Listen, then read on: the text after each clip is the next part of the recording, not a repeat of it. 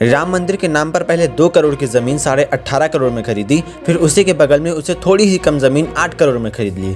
ऐसा नहीं कि एक ज़मीन सोना उगल रही थी और दूसरी बंजर थी, दोनों ज़मीनों में बाग लगे हैं। क्या महंगी ज़मीन खरीद कर चंदे के पैसों की कैसे चोरी हुई है भाई, और अगर हुई है तो वो कैसे हुई है, ये आज मैं आपको बताऊंगा। दोस्तों, अगर आप 10,000 का मोबाइल खरीदने निकलते हैं तो 10 दुकानों में रेट लेते हैं, 10 बार रेट मिलाते हैं ना।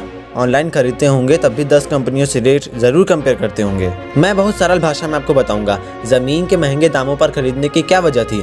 दोस्तों, एक बात और, सीता जी पर जब राज्य की धोबी ने उंगली उठाई थी तो भगवान श्री राम ने अग्नि परीक्षा ले ली थी।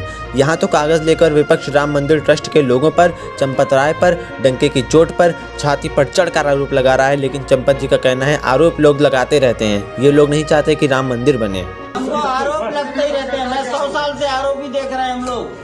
चंपत जी, सुप्रीम कोर्ट मंदिर बनवा रहा है, मंदिर बनकर रहेगा, और अगर चंदा चोरी के आरोप गलत हैं और आरोपी दूध की तरह धुले हुए हैं तो दीजिए अग्नि परीक्षा, कहीं सरकार से की जांच करा लो। CID, ED, ID, CB, CID, LIU, NIA, CBI, police, military, CRPF, PSC, home guard, हवलदार, सिपाही, चाहे जिससे जांच करा लो। हम नहीं डरते, जब कर नहीं तो डर नहीं। लेकिन जिस देश में इतने बड़े भ्रष्टाचार के आरोप के बाद एक FIR तक दर्ज नहीं हुई, वहाँ जांच करने की किसकी हिम्मत है। अब मैं कह रहा हूँ बाग बिजेश्वर में कहीं पर करोड़ों की जमीन बिका है। अगर 10 बीघा बिका तो उसका लाख के हजार के कीमत लगता है। वह हद से हद वह जमीन तो 25-50 लाख की जमीन है जो करोड़ों में ये लोग खा गए।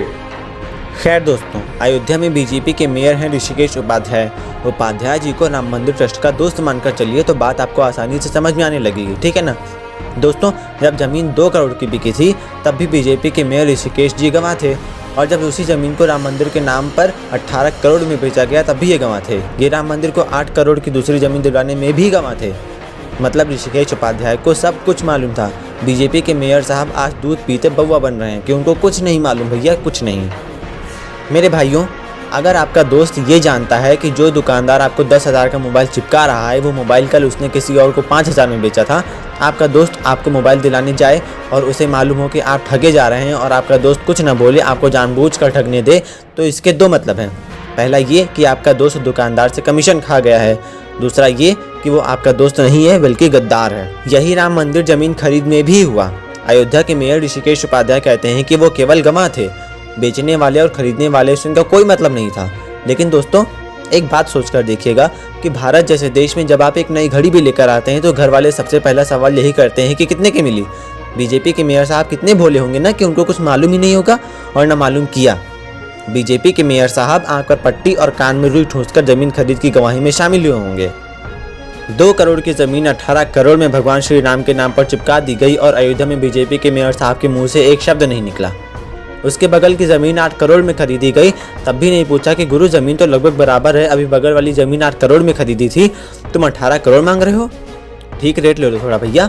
दोस्तों, जितना पैसा ज़मीन वाले ने मांगा भाइयों ने दे दिया। पैसा आपके चंदे का था, भगवान श्री राम का था, कौन सा इनकी जेब से जा रहा था। इनका बस नहीं चला होगा, नहीं तो ये 1800 करोड़ में खरीद लेते। दोस्तों, ये तो हुई लॉजिकल बात। अब बात फैक्चुअल कर लेते हैं थोड़ा। जो ज़मीन 18.5 करोड़ की खरीदी थी वो 12,080 वर्ग मीटर थी। जो ज़मीन 8 करोड़ की खरीदी थी वो 10,370 वर्ग मीटर थी। ज़मीन के क्षेत्रफल में यानी कि एरिया में अंतर केवल 2,000 वर्ग मीटर का है, लेकिन पैसों का अंतर 10.5 करोड़। क्या अगल बगल की ही ज़मीनों के रेट में इतना अंतर हो सकता है? मतलब साफ है कि ज़मीन खरीदने पारदर्शिता नहीं बरती गई, राम नाम की लूट की गई और राम नाम को बदनाम किया गया।